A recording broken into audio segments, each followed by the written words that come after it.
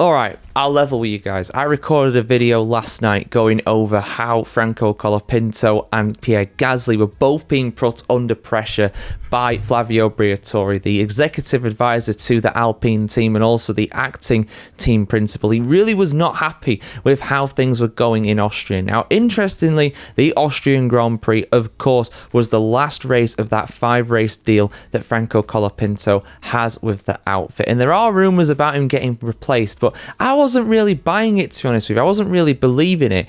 And then I heard that Valtteri Bottas might well go to Alpine, in effect on loan from Mercedes. Of course, Bottas these days is the third and reserve driver for Mercedes. Is also a testing driver and reserve driver just in case any drivers at McLaren or Williams have problems. There are even rumours when Lance Stroll obviously had his incident and had his wrist injury that Bottas could have stepped up for the Canadian Grand Prix. As it was, Stroll was fit enough to actually start that race, but the rumours about Bottas making his way back to Formula 1 even before 2026 in some kind of race seat, whether that's a temporary capacity or whatever, is really intensifying. And these rumours about Bottas going to Alpine, they are not going away. They really are not. It's being widely reported and indeed reported on the Formula 1 website itself. So that's as credible as you can get really when it comes to this. It's been reported on there that Alpine have inquired about Valtteri Bottas' services. Can he actually make a race start? Can he super sub in and do the rest of the season potentially? And this is a deal that might well happen. I can honestly see it happening looking at this, because if they've actually inquired about it, if there's actually a way to get Franco Colapinto out of that seat, I think they will do it. Now, we don't know about all the sponsorship deals and stuff like that, what happens to that, but even with that in mind, $20 million obviously is a lot of money, but you think about what Alpine might lose out on this season. And before we get too much into the deal itself, I don't think that on the face of things that Colapinto is the main problem here. But let me just go into what Bottas might actually do with this, whether he will actually go to Alpine, whether he'll want to go to Alpine or not. Because from what the reports are saying, it does sound as though Alpine have inquired about Bottas' services and Mercedes have said, yeah, he's available. If you want to loan him in, you can. Toto Wolff and Valtteri Bottas obviously have a very good working relationship. You know, they really do like each other, and you can tell that because, of course, of how involved Bottas is. Bottas is wanting to get back into Formula 1 full-time. He's not like Ricciardo and he's just left and he just wants to stay gone, which is absolutely no problem with that, by the way. I'm not saying that Ricciardo's done the wrong thing there. I totally understand and respect his decision, but it is clear that Ricciardo wants nothing to do with Formula 1 these days, you know, and I don't blame him really with the way that it all ended for him. Bottas, though, feels like he's still got something to prove. He got ousted from Sauber. It was not his decision. He wants to get back into a race seat in 2026. And what better audition than going into a team, albeit, of course, a struggling team, but a race seat. There's only 20 of them on offer. And next year there's 22. So Bottas having that audition kind of swing the pendulum in his way in terms of actually getting race seat for 2026.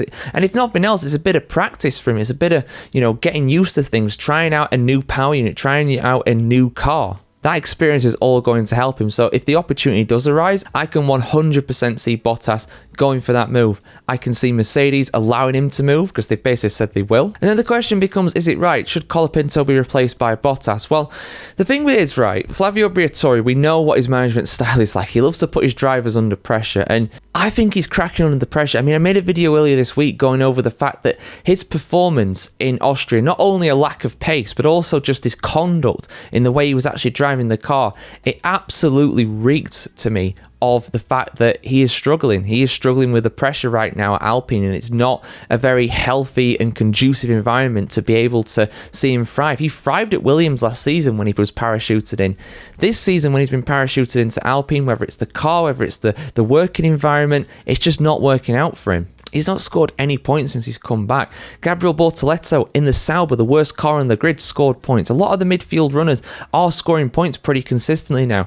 Lawson got a P6 in Austria. The Saubers have scored more points than the Red Bulls in the last 3 races. Aston Martin are picking up points. Haas had a really good start to the season, and they're kind of tapering off a little bit now. But the gap between Alpine and the rest is huge. And if you finish bottom of the constructors in Formula 1, I think you get nothing. I think you still get nothing, or not anywhere near as much as what you would if you were higher up. runner-up at least, without a doubt.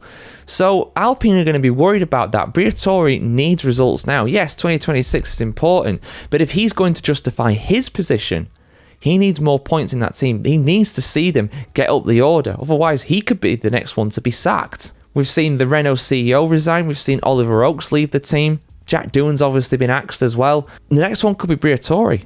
And to stop that happening, he may well get rid of Colipinto. He might say, you know what, we don't want that sponsorship money. We're going to get someone who's a proven, experienced pair of hands. But then the other problem is, of course, is that the car's just terrible. And I've said this before. I said that in my other video. It's a blue tractor. It's one of the worst cars on the grid.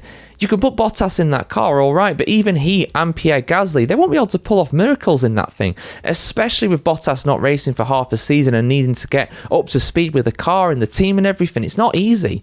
You know, he's not had any interaction with Alpine before. He's never been an Alpine or a Renault Formula 1 driver at any point in his career. It's been Mercedes, he's been Williams, and he's been Sauber, and that's it.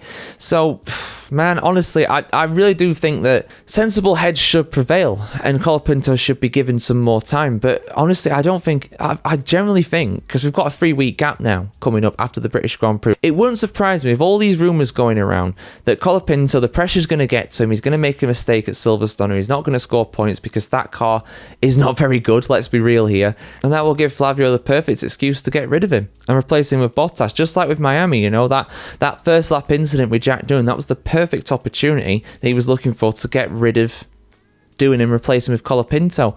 And now we could have Bottas in there as well. But they got to be careful, because I believe the rule is they are only allowed to make 2 driver changes throughout a season. Unless, of course, you have extenuating circumstances that somebody is, you know, injured or something like that we had with Daniel Ricciardo a few years ago. Unless you've got something like that, you're only allowed to make 2 changes, I do believe. So this would be their final change. So if Bottas doesn't work out, that's it. That's it, they're finished. And something also to remember as well, what happens if Kimi Antonelli or George Russell get a race ban, get injured, or unavailable for any kind of reason, right? I hope that doesn't happen, obviously, but it's a possibility. So what would happen then if one of those two are unavailable? Does Bottas come back to Mercedes for that race? Do Alpine have the right to refuse that? I don't think they would. I think they'd have to give him up. And then who do you put back in the car? Jack Doohan? Paul Aaron? Kush Miney? Ryo Harikawa? Who knows? But yeah, your thoughts are appreciated in the comments as always, guys. Absolutely wild situation at Alpine right now. Like, share, comment, subscribe if you want to see more of this. And do you think Bottas will be in the car for the Belgian Grand Prix, the next round after the British Grand Prix in 3 weeks' time? I think it's very possible, to be honest.